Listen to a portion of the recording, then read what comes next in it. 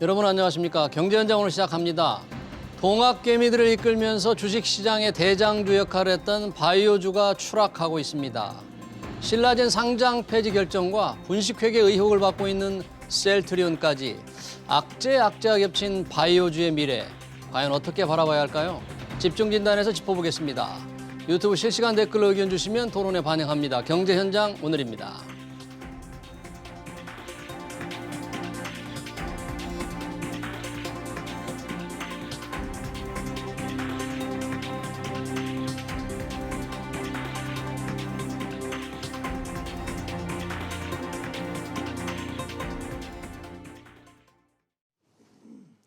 네, 시련을 겪고 있는 바이오주의 현재 상황과 미래 전망해 보겠습니다. 두 분 모셨습니다.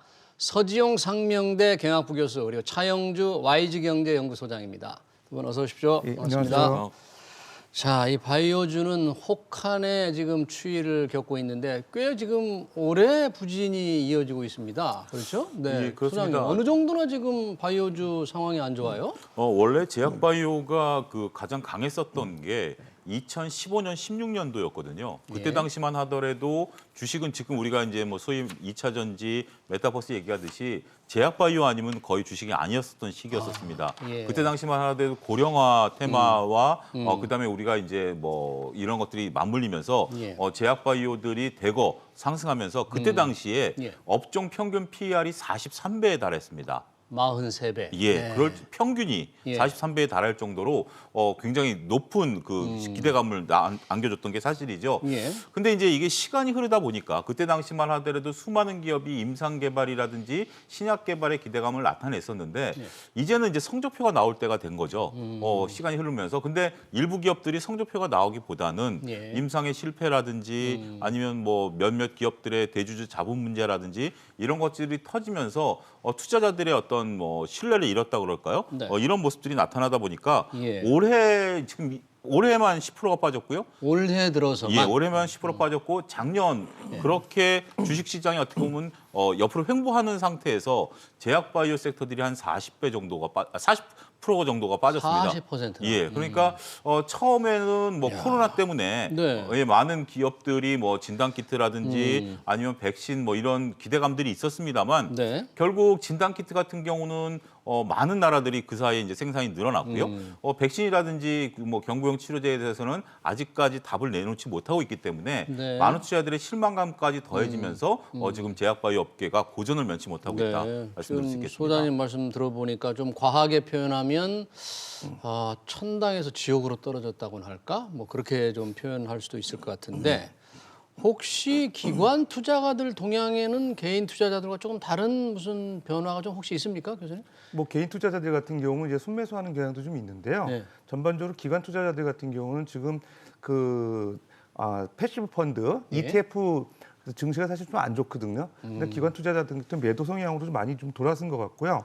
실제로 지금 KRX 헬스케어 지수를 보게 되면 예. 그 안에 이제 삼성 바이오로직스라든지 SK 바이오사이언스, 뭐 셀트리온 이런 그 주요 그 제약 바이오 업종들이 들어가 있는데 예. 연초 대비 지금 13% 이상 수익률이 떨어지고 있어요. 낮아지고 예. 있어요. 지수가 떨어졌습니다. 그래서 상대적으로 이제 부진한 그런 상황을 보이고 있기 때문에 기관 투자자들 재빨리 좀 이렇게 이쪽에 손절매하는 경향도 보이고 있는데 예. 특히 이제 국민연금 같은 경우는 예. 지난해 이제 뭐 발표도 했지만은 네. 그 IT나 정보통신 업종의 비중을 점차 줄여나가고 있고 제약바이오 업종을 좀 늘려가겠다고 이제 지난해 발표를 했었거든요. 그리고 2025년까지 전체적으로 보면 국내 주식의 비중을 줄이는 쪽으로 예. 그래서 15% 내외로 줄이는 자산 배분 계획을 발표했기 때문에 사실 국민연금 같은 경우 올해 계속 바이오 업종에 투자를 할 건지 좀 관건이 있긴 한데 예. 그럼에도 불구하고 최근에 실적이 너무 안 좋거든요. 특히 이제 최근에 보게 되면 ETF 시장에서 상당히 그 제약바이오 업종에 대한 지금 부정적 견해가 많이 나타나고 있는데 예. 특히 이제 미래에셋의 타이거 코스닥 150 바이오테크라는 그런 ETF 종목 같은 경우는 지금 괴리율이라는 거는 이제 그 순자산 가치하고 시장 가격하고 차이를 네. 순자산 가치로 나눈 걸 백분율한 거거든요. 그러니까 그게 지금 마이너스 2.87% 정도 돼요. 예. 그러니까 쉽게 얘기하면 이게 마이너스 수치로 간다는 거는 시장 가격이 그 순자산 가치보다 낮다는 거거든요. 얘기네요. 그러니까 지금 매도가 많이 이루어지고 있다는 거죠. 그 실제로 그 좀 뒷받침되는 게 예. 펀드 자금들이 ETF에서 많이 그 지금 제약바이오 업종에 들어가 있는 대표적인 타이거 200 헬스케어 ETF 같은 경우 예. 연초 이후 지금 수익률이 마이너스 12% 정도 되고요. 10%가 넘으니까. 예, 최근에 뭐 우리 증권 정보 데이터 FN 가이드 데이터 보니까 예. 최근에 이제 뭐 DB 바이오 헬스케어라든지 미래에셋 헬스케어 같은 주요 이런 그 ETF 펀드들이 예. 대체적으로 그 자금이 한 올해 들어 90억 정도가 유출됐다고 지금 얘기하고 있어요. 자금이 쪼그라들고 있다. 그러니까 뭐 환매가 들어오면 다시 그렇죠. 이제 또 그거를 설정하고 예. 그다음에 유입되는 게 확 줄어드는 거죠. 그래서 결론적으로 이런 지금 그 제약바이오 업종의 그 패시브 펀드나 증시에서 이제 부정적 영향이 예. 뭐 최근에 다 아시다시피 이제 제약바이오 몇 개 업종만의 문제라고도 볼 수 있지만 뭐 좀 이따 말씀드리겠지만 사실 우리나라 구조적인 바이오 산업의 문제라고도 볼 수 있거든요. 네. 그래서 투자자들이 좀 유념하셔야 될 부분도 있는 것 같습니다. 바이오 지금 주가 하락, ETF 부진, 바이오 산업 전체의 구조적인 문제. 이 구조적인 문제를 조금 이따 말씀하신 대로 한번 얘기를 해보고요. 최근에 문제가 된 기업들 우선 조금 다뤄보고 네. 넘어가도록 하겠습니다. 신라젠, 그제 상장 폐지 결정이 내려져서 지금 코스닥 시장위원회로 다시 한번 가게 된 거죠? 예, 그렇습니다. 뭐 한 1년여 정도 좀 시간이 이제 좀 벌은 상황이긴 합니다. 투자자 예. 입장에서 보면. 근데 이제 그 사이 지금 1년 8개월 전에 거래 정지가 됐었거든요. 예. 1년 8개월 동안에 M2N이라는 회사가 대주주로 이제 들어오면서 예. 한 1,000억 정도 이제 신라젠에 투자를 하겠다. 이런 얘기가 있었고요. 이 돈은 빠져나갈 수가 없습니다. 3년 동안 보호회수가 걸리는 자금이기 때문에 1,000억. 이 자금을 필두로 해서 신라젠을 살리겠다라는 건데 문제는 지금 이제 신라젠이 과연 네. 회생 가능하겠느냐라는 부분들입니다. 신라젠이 지금 내세울 수 있는 것은 예. 그 현재 임상 들어가 있는 그 뭐죠?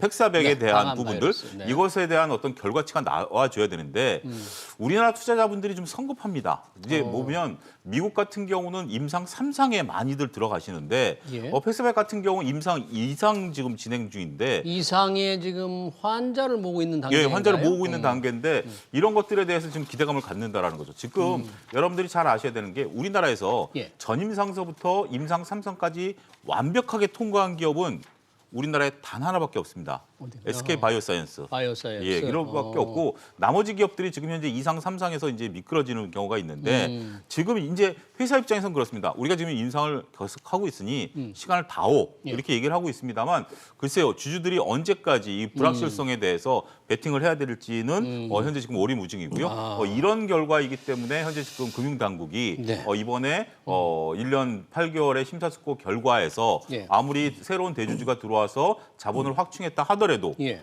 일단은 뭐 불확실성에 지금 배팅을 해야 되는 입장이다 보니 금융당국이 다소 신중한 입장을 좀 표명했다. 저는 그렇게 말씀드리고 싶습니다. 그러니까요. 거래소에서 이제 기업 심사위원회 할 때는 뭔가 상장 폐지가 아닌 좀 긍정적인 쪽으로 결론이 날 거다. 이런 보도들이 조금 나왔었는데 이제 회사 측에서는 굉장히 지금 당하고 있는 거잖아요. 대주주가 돈을 1,000억 원 정도 넣었다. 그리고 신약 파이프라인이 건재하다. 이런 주장 왜 안 받아들였을까요? 나름 뭐 일리 있는 주장처럼 들리긴 하던데. 예, 일단은 이 신라젠의 그 주식이 거래 정지된 주요 이유는 예. 그 경영진의 배임이거든요. 배임력. 결과적으로는 우리 그 상장 심사, 상장 적격성 실제 심사 요인 중에 보게 되면 예. 이런 그 배임 행위에 대해서 자기 자본의 5% 이상 배임이 됐을 경우에 네. 그 일단 실제 심사 대상이 되거든요. 예. 그 이슈 때문에 사실 거래 정지가 돼서 1년 8개월 동안 그러니까요. 지금 거래가 안 예. 됐고 지난 11월 달이었나요? 예. 지금 개선 계획을 내라고 해가지고 네. 준비한 게 지금 말씀하신 2차례 증자해가지고 1,000억 자금 예. 확보하고 대주주 M2N으로 갈아타고 네. 그런 상황이었거든요. 예. 그러니까 대체적으로 지금 한 주주분들이 한 17만 명 정도 되는 것 같아요.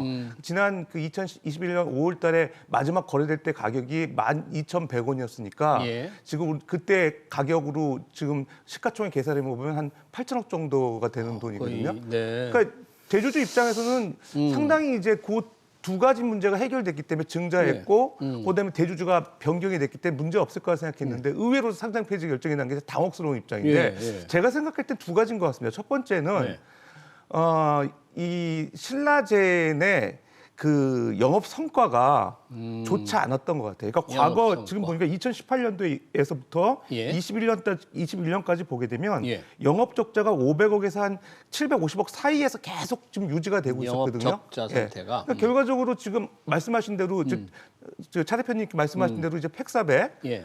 그게 사실 임상이 지금 당초에 원래 3상 진행됐던 거죠. 이제 그게 간암 그 치료하고 있는 그런 임상을 진행했었는데 그게 실패를 한 겁니다. 예, 그렇죠. 그러다 보니까 지금 중국 기업 리스팜하고 예. 임상 2상을 지금 흑색종 예. 그 진행하고 있고 미국 기업하고는 신장암 그런 임상 2상인데 네. 사실 이것도 사실 불확실성이 높다고 보고 있는 것 같고요. 예. 그 요인이 첫 번째인 것 같고요. 예. 두 번째 이렇게 지금 M2N이라는 기업도 코스닥 기업이긴 한데 네. 그렇게 이제 대주주로서의 어떤 자금 여력이 많은 기업 같지는 않아요. 최근 영업 적자가 지속되고 있기 때문에 M2N 앞으로 모 회사도 지속 적자. 가능한 그런 기업이겠느냐. 예. 우리가 보통 이제 기업들 평가할 때 기업 경영의 투명성, 그다음에 지속 가능 계속성, 예. 그다음에 이제 투자자 보호 여부 요거를 이제 중요하게 보는데 예. 계속성과 그다음에 이제 투자자 보호가 좀 취약한 부분이 아니냐. 과거에 어떤 대주주의 또 문제도 있었고 예. 그래서 아마 상장 폐지를 결정한 것 같거든요. 예. 그런 측면에서 보면 대주주 입장에서는 조금 모호한 측면이 있어요. 예, 지금 예. 소액주주들 보면 모호한 측면이 있어요. 그런 것들이 지금 뭐 일단 코스닥 시장위원회에서 어떤 결론이 날지 좀 지켜봐야 될 것 같습니다. 일단 코스닥 시장위원회로 갔으니까 이제 또 한 번의 기회는 있는데 M2N 대주주 측 그리고 신라젠에서는 이 항암 신약 개발의 방향성을 구체화하고 좀 더 명확히 해서 우리가 거래 재개 결정을 받아낼 수 있다는 자신감을 보였어요. 네. 그리고 7만 명이 넘는 소액주주들 왜 이게 상장 폐지 결정이 되냐 이해할 수 없다 해서 네. 그러는데 그쪽 주장을 받아들일 가능성도 좀 있지 않을까요, 우리 소장님? 근데 이제 뭐 아무래도 이해관계이겠죠. 소액주주분들 입장에서 보면 교수님 말씀하신 대로 8천억이라는 자금이 물려 있기 때문에 예. 이게 지금 12,000원이 단순한 가격이지 높을 예. 땐 10만 원까지 갔었던 주식이거든요. 그렇기 때문에 이제 실질적으로 물린 금액은 그 이상이 되겠죠. 그러니까 주주분들 입장에서 예. 보면 그러니까 뭐 지푸라기라도 잡자라는 심정으로 이제 하시긴 하겠습니다만 네. 우리가 임상을 통과한다라는 게 정말 2상, 3상을 통과하는 2상에서 3상 넘어가는 게 절반 이상이 탈락이 됩니다. 그리고 이제 3상에서 성공할 확률도 굉장히 작고요. 그렇기 때문에 우리가 단순하게 지금 기존 3상에서 실패한 것을 네. 다른 쪽으로 해서 우회해서 지금 하겠다라는 건데 네. 이러한 부분들에 대해서는 어느 회사가 우리가 임상을 지금 들어가는데 실패할 가능성이 있습니다라고 얘기를 하겠습니까? 그래서 제약바이오 투자가 어려운 게 예. 회사에서는 장밋빛 전망을 내세울 수밖에 없겠죠. 그리고 그 꿈이 있으니까 연구개발을 쏟아붓는 거고요. 예. 그러한 부분들인데 여러분들이 잘 아셔야 되는 게 우리가 제약바이오가 회계상 투자하기 어려웠던 것 중에 하나가 연구개발비를 우리가 이제 감가상각을 하는 부분들에 있어서 네. 기존의 제약바이오 회사들이 비용을 부과하는 데 있어서 1상, 2상도 그걸 계속 감가상각을 해왔거든요. 근데 이게 너무 비용을 느려뜨린다라고 해서 정부가 3상을 통과할 때만 감가상각을 하고 예. 3상을 통과하지 못하면 그냥 개발비를 다 떨어버리라. 비용을 비용 처리, 떨어버리라고 비용 처리. 비용 처리하는 대안을 몇 년 전에 제시를 했거든요. 제약바이오만 콕 집어서 예. 그럴 정도이기 때문에 이상에 대한 기대감을 가지고 이것을 길게 본다라는 것은 그러니까 주주 입장에서는 당연히 기다려보자라고 예. 말씀을 드릴 수밖에 없겠습니다만 주주가 아닌 일반인 입장에서 본다라면 조금 조심스럽다 말씀드릴 수밖에 그렇군요. 없을 것 같습니다. 여튼 이제 코스닥 시장위원회에서 다시 한번 뜯어볼 텐데 만약에 거기서도 상장 폐지 결정이 만약에 나온다. 그러면 신라젠과 이 소액주주들이 할 수 있는 방법은 또 뭐가 있습니까? 굳이 일단 그 집단 소송 예. 그러니까 실제로 이제 이 거래 정지 이후에 예. 이제 배임행령으로 인해서 거래 정지된 거에 따른 그 주주들의 어떤 피해를 이제 집단 소송을 할 가능성이 있고요. 그다음에 또 공동 대표 소송이라 그래가지고 실제로 그 경영진이 잘못된 의사결정을 해서 결과적으로 주주들한테 피해를 줬던 부분들, 경영진을 대상으로 손해배상 요구하는 공동대표 소송 같은 경우들을 진행할 가능성이 있거든요. 지금 말씀하신 17만 명 정도가 지금 네. 피해자이기 때문에 충분히 그럴 가능성이 있어 보입니다. 예. 그러니까 신라젠의 경우에 코스닥 시장위원회에서 설령 상장 폐지 결정이 나더라도 다시 한번 불복 소송을 해서 법원으로 가서 다툴 가능성, 길은 있다 그런 거죠. 네, 그렇습니다. 네, 알겠습니다. 신라젠보다도 훨씬 더 주주들이 많은 그리고 현재 거래가 되고 있는 네. 그러나 분식 회계 의혹을 받고 있는 셀트리온 삼형제 이거 정말 관심이 많습니다. 지금 예. 현재 거래가 되고 있기 때문에 예. 참 어떤 입장이 떨어질지 주목이 되는데 어제 이게 분식 회계 문제가 증선이 올라갈 거다 네. 이런 보도가 나오면서 주가가 떨어졌는데 떨어졌습니다. 지금 증선이 올라가지는 않는다라는 않는 얘기 거죠. 때문에 오늘은 좀 지금 회복했습니다. 어떤 상황입니까? 이거? 그러니까 이게 이제 그 소식 뉴스에 따라서 일희일비하는 모습들을 좀 보여주고 있죠. 네. 어제 굉장히 큰 폭의 하락세를 시현했다가 오늘은 좀 낙폭을 한 절반 정도 줄이는 그런 모습들이 나오긴 했는데요. 네. 우리가 이제 이렇게 보셔야 되겠습니다. 셀트리온이 예. 이제 여타 다른 우리나라 기업과 좀 다른 게 지금 이제 셀트리온이 물건을 만들면 예. 셀트리온이 물건을 판매하는 게 아니라 셀트리온을 헬스케어와 제약에 넘깁니다. 셀트리온 헬스케어와 셀트리온 제약에 제약이에요. 넘깁니다. 네. 그러면 이 물량을 받아서 네. 제약과 헬스케어는 글로벌 시장, 국내 시장의 물건을 파는 거죠. 그러니까 결국 셀트리온 같은 경우 그 제약과 헬스케어 넘길 때 매출로 잡히고요. 네. 그러면 이제 그게 제약과 헬스케어에서는 매입으로 잡혔다가 네. 다시 이제 물건을 팔 때 거기서 이제 이익이 발생하는 그런 구조입니다.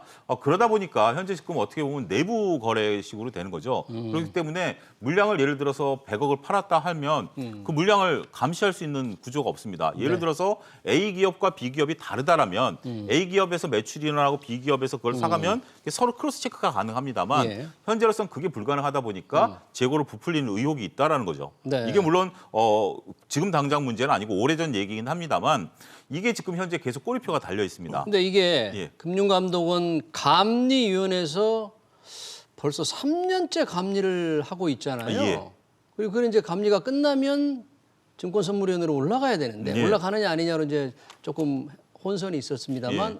왜 이렇게 3년씩이나 오래 걸립니까 이게? 글쎄요, 뭐 저도 그 부분에 대해서 좀 의아해합니다. 네. 그러니까 이제 회계 감리를 들어간 건데 이거는 뭐 회계라는 것은 뭐 진짜 열어보면 다 나오는 거 아니겠습니까? 워낙 사안이 복잡해서. 예, 그래요. 복잡하고 그렇다 하더라도 결국은 우리나라의 어떤 뭐 금융감독원 체계가 워낙 잘 돼 있는 체계이기 때문에 쉽게 결론이 날 것으로 좀 봤었습니다만 네. 그래서 또 셀트리온이 이 3사를 또 합병하겠다 이런 얘기도 한때쯤 예, 나왔었어요. 그렇죠. 네. 그런데 글쎄요, 뭐 이거는 조금 저도 의문점입니다. 금융당국에서 왜 이렇게 이 부분에 대해서 단호한 결정을 내리지 못하고 있는지 네. 그러한 부분에 대해서는 글쎄요, 뭐 저도 뭐 어떤 말씀을 드리긴 조심스럽습니다만 네. 글쎄요, 뭐 이렇게까지 사안을 끌 사안인가 인가. 이게 복잡할 것인가에 대해서는 저도 솔직히 개인 투자자로서 의구점을 좀 갖고 있다. 네, 다른 말씀드릴 수 변수가 있겠습니다. 있나? 여튼 좀 문제가 되고 있는 감리위원회에서 쉽게 결정을 못 내리는 그 논쟁의 핵심적인 포인트에 대해서 우리 교수님께서 조금만 더 설명해 예, 주시죠. 지금 말씀하신 네. 그 차 대표님 말씀하신 계열사 간 그런 그 매출 인식 문제. 예. 이게 사실은 그 국제 회계 기준 보게 되면 2018년도 그 매출에 대한 그 인식 기준이 바뀌었어요. 그러니까 쉽게 보게 되면 그 계열사 내에서 서로 지분 교환이 있는 그 기업이라고 할 경우에는 예. 연결 재무제표에서 그 매출과 이익을 잡을 수가 없어요. 그럼에도 불구하고 지금 좀 특이한 구조입니다. 셀트리온 그룹의 셀트리온의 경우에는 지배구조. 셀트리온의 그 셀트리온 홀딩스, 네. 그다음에 셀트리온 헬스케어의 셀트리온 헬스케어 홀딩스의 지분을 서정진 대표가 갖고 있는 거예요. 그러면서 이제 두 홀딩스의 두 회사를 홀딩스의 서정진 대표가 그 가지고 어떤 있고. 지분을 가지고 네. 통제를 하고 있기 때문에 사실 두 회사 간은 지분 교환이 없습니다. 그러니까 결론적으로는 별개 회사라고 볼 수 있지만 셀트리온과 셀트리온 헬스케어 예. 간에는 지분 관계가 없기 때문에 별개 회사다. 그러다 보니까 이제 매출을 과연 계열사 간에 거래하는 것처럼 보여지지만 실제 회계 기준으로 보게 되면 연결 재무제표에서 특히 매출 이익으로 반영할 수 있다는 그런 유권 해석이 될 수도 있는 거고요. 네. 또 다른 문제는 이제 지금 재고 자산 그 손실을 축소 반영했다는 논의도 있어요. 그러니까 예를 들어서 네.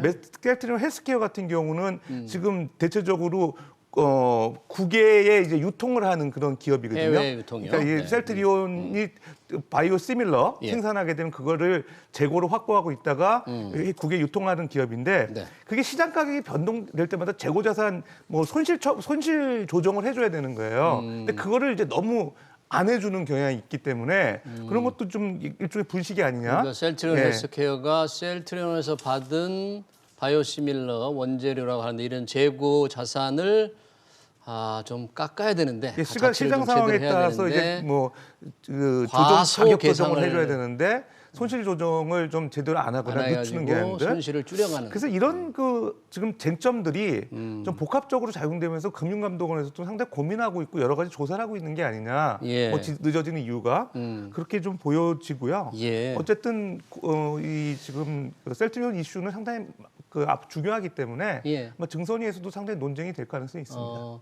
그 지배 구조의 문제, 우리 서 교수님이 말씀하신 그러니까 셀트리온과 셀트리온 헬스케어는 서정진 회장의 정점에 서서 다 지배하고는 있지만 셀트리온과 셀트리온 헬스케어는 지분 관계 전혀 없다. 법적으로는 다른 회사다. 그러니까 매출을 당연히 장부에 계상해야 되는 거 아니냐. 이런 거를 회계법인도 조금 인정을 하고 있는 거죠, 그 일부는. 그건 뭐 법상으로서는 교수님 말씀하신 것처럼 완벽합니다. 예. 완벽한데 우리가 이제 IFRS가 들어오면서 이제 연결 기관에서는 이제 그걸 빼도록 돼 있는 상황인데 그거를 우회했다라는 자체가 예. 저는 좀 그 투자자 입장에서 보면 그렇게 바람직해 보이지는 않습니다. 예. 그러니까 굳이 그러한 법망을 피하기 위해서 서정진 회장이 두 회사의 홀딩스 주주 실질적인 대표이사임 그러니까 실질적인 지배주임에도 불구하고 이런 것들이 이렇게 해서 문제를 키워놨다는 자체가 저는 그렇습니다. 이게 좋다 나쁘다를 떠나서 예. 우리가 그 많은 투자자분들이 존경하는 위대한 투자인 워렌 버핏이 그런 얘기를 하지 않았습니까? 경영진의 어떤 질 이런 것들도 봐야 된다라는 부분들인데 셀트리온이 거기에 대해서 명확한 답변을 과연 할 수 있는가라는 부분들을 봤을 때는 저는 뭐 이 기업의 내용을 떠나서 네. 지금 이러한 지배 구조를 갖고 있는 자체도 저 같은 투자자 입장에서는 조금 달갑지 않은 상황이다. 달갑지 않은. 예, 말씀드릴 수 있겠습니다. 그런 면에서 보면 셀트리온 측에서 발표한 올해 셀트리온과 셀트리온 헬스케어, 셀트리온 제약 3사의 합병을 추진하겠다. 이 건도 이번 지금 이 분식회 의혹 논란에 영향을 받을 수 있는 거죠. 그렇습니다. 이게 아무래도 진행이 더딜 것 같고요. 예. 이 결론이 나야 아마 그 진행이 될 것 같고요. 더군다나 이제 그 합병을 한다는 그 취지 자체가 예.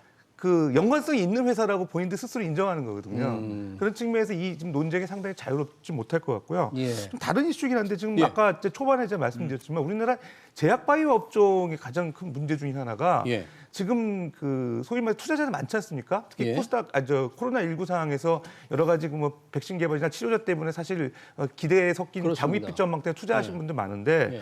이게 그동안에 사실은 두 가지 문제가 있는 것 같아요. 예. 그 상장 기준 특례 상장 제도가 2005년도에 시행이 되면서 그동안에 1년에 한 6개 정도가 꼭 반드시 제약 그 업종이 이제 특례 상장 조치 혜택을 받았거든요. 특례 상장으로 특례 상장이라는 성장을 걸 쉽게 얘기해서 한다. 그동안에 매출이라든지 영업 실적이 좋지 않았음에도 불구하고 네. 일정 수준의 기술 등급을 받게 되면은 예외적으로 상장을 허용해 주는 제도였어요. 예. 사실 바이오 산업을 위한 제도였거든요. 그러다 보니까 이게 그 상당히 이제 이런 부실한 어떤 네.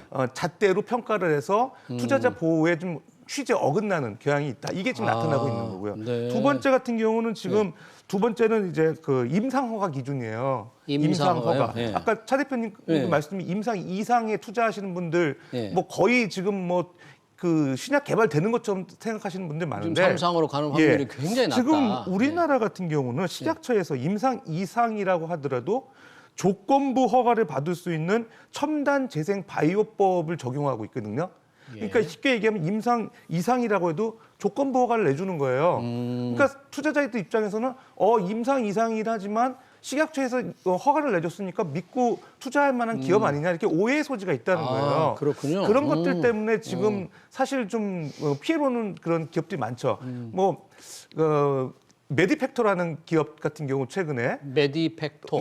본 그 기업도 최근에 8년 동안 매출이 하나도 없어요. 예. 그다음에 지금 그 주가도 거의 뭐 50% 이상 떨어졌고 예. 이런 기업들도 지금 사실 임상 진행하는 거, 이상 진행하는 거, 그거 하나 지금 추진하고 있기 때문에 매출액이 적고 예. 그럼에도 불구하고 이제 버티고 있는 거거든요. 사실 이런 그 바이오 산업에 대한 그런 허술한 예. 그 평가, 네. 상장 심사에 그다음에 임상 허가에서의 취약한 부분들 이런 것들은 조만간 좀 개선돼야 될 것 같습니다.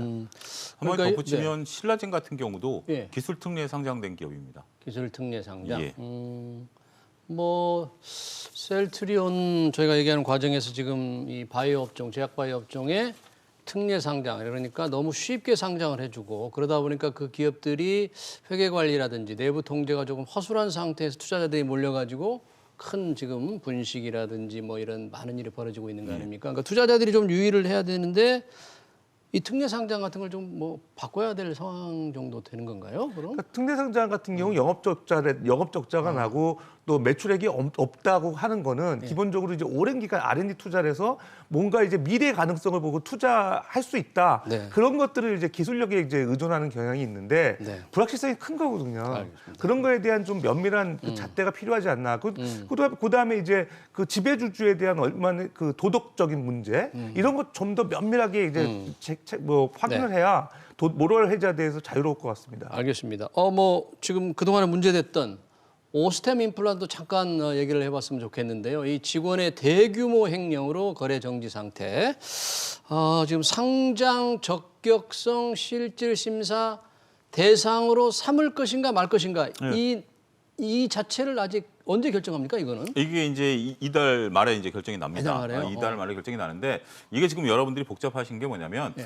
일단은 지금 이제 지금까지 알려진 바로는 어떤 뭐 개인의 일탈 정도로 좀 얘기가 나오고 있는 상황이죠. 네, 직원의 횡령 그리고 아닙니까? 직원의 횡령이니까 개인의 일탈이기 때문에 네.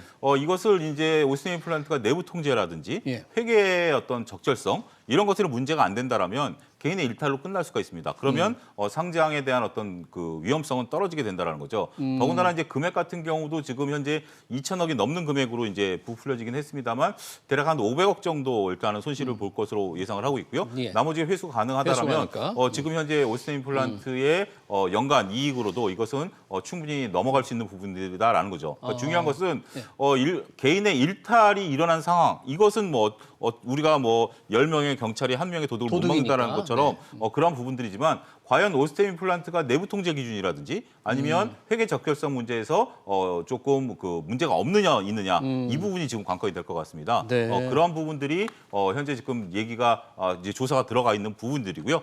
지금 이제 또 조심해야 될 게 오늘 나온 뉴스이긴 합니다만 예. 아직 이 뉴스가 한 군데서밖에 안 나왔기 때문에 예. 지금 이제 경찰이 이제 대주주까지 수사를 한다라는 것으로 얘기가 좀 나오고 있거든요. 대주주까지. 만약에 대주주가 여기에 연루됐다. 그러니까 초반에 그 횡령한 직원이 뭐 회장의 지시를 받았다라고 언급하지 않았습니까? 예. 그 얘기가 다시 들어가긴 했습니다만 만약에 이게 또 그런 문제로 불거진다라면 오스템 임플란트가 단순하게 끝날 가능성은 조심스럽다 네. 말씀드릴 수 있겠습니다. 그런 여러 가지가 복잡하게 얽혀서 그런지 이 상장 적격성 실질심사 대상으로 정하는 날을 빨리 정해야 될 때 회의가 좀 늦어지고 있는 거네요. 이게 네. 하긴 감사 보고서도 아직 안 나왔으니까 뭐 좀 그런 것 저런 것 때문에 좀 늦어질 수는 있겠습니다. 마지막으로 지금 바이오 업종 상황이 이런데 뭐 셀트리온의 불확실성 계속되고 있는데요. 이 투심은 이 투자자들은 바이오 업종 투자에 대한 어떻습니까? 어떤 전략이 좀 필요하겠습니까? 이런 때는. 뭐 아무래도 이제 좀 긍정적인 시각보다는 보수적인 시각을 견제하시는 게 바람직해 보이고요. 네. 실제로 패시브 펀드에서 이미 이제 기관들도 상당히 이제 그 환매가 많이 들어오고 있고, 그 다음에 이제 또 설정액도 줄어들고 있다는 거는 그만큼 이제 그 개인 투자자들하고 어떤 투자의 질이 좀 틀리다는 거거든요. 네. 그런 측면에서 좀 그 ETF 투자 정도는 고려해 보실 수 있다 하더라도 특정 종목을 정해서 특히 코스닥 종목 같이 변동성이나 어떤 네. 시장 뉴스에 주가가 많이 연동되는 예. 그런 종목을 찍어서 투자하시기에는 좀 신중한 측면이 있어야 될 것 같고 네. 특히 요즘 같이 이렇게 특정 종목에 대해서 분석을 하시려고 하면 상당히 오랜 기간 그 주식을 봤었어야 되거든요. 네. 그렇지 않은 그런 투자자분들이라면 상당히 좀 조심하셔야 되지 않을까 그런 생각이 듭니다. 네네. 이 시청자들의 댓글 하나만 우리 차 소장님 말씀해 주시면 좋겠는데 이런 게 있네요. 2018년부터 셀트리온 얘기예요. 2018년부터 지금까지 계속 이게 아마 감리 심의 일은 계속 하고 있으니까 왜 이렇게 오래 걸리느냐 이것도 아까 저희가 잠깐 얘기를 해봤는데 이래가지고 한국 시총 이렇게 계속 올라갈 수 있겠느냐 뭔가 신속히 좀 결정을 해주는 게 필요하지 않겠나. 그렇습니다. 이제 뭐 금융당국이 지금 할 수 있는 것은 그 잘 되는 기업에 대해서는 더 북돋아줘야 되고 잘못된 바가 있으면 빨리 그런 것들을 이제 처리해 주는 것도 금융당국의 하나의 뭐 그 가능성이 되겠죠. 그래서 이 늦어지고 있는 거에 대해서는 금융당국이 좀 해명을 할 필요가 있다라고 말씀드릴 수가 있겠고요. 단지 이제 제가 셀트리온을 투자자 입장에서 본다라면 지금 현재 많은 셀트리온 투자자분들이 원하는 게 있습니다. 고 100만 원. 그거를 이제 많은 주주분들이 외치고 계신데 지금 이제 셀트리온이 주가 향배를 보면 많은 어떤 그 실적이 그렇게 뒷받침 못 되고 있다라는 점도 냉정히 판단하셔야 될 것으로 보여지고요. 셀트리온이 주가가 안 오르는 게 저는 이 문제 때문은 아니다라고 봅니다. 이것도 일견 부분 하나의 축일 뿐. 분식 회계 의혹 때문만은 아니다. 이것 때문만은 아니다라는 것을 투자자분들도 냉정히, 그러니까 이 기업의 퍼포먼스가 굉장히 중요하거든요. 근데 지금 기업의 퍼포먼스가 그렇게 드라마틱하게 보이지 않는다라는 점도 한번 고려해 보셔야 되지 않을까 말씀드릴 수 있겠습니다. 네, 잘 들었습니다. 신라젠, 셀트리온, 오스템 임플란트까지 바이오 업종의 순환 시대 토론 여기서 마치겠습니다. 지금까지 서지용 상명대 경학부 교수 그리고 차영주 YG경제연구소장이었습니다. 고맙습니다. 네.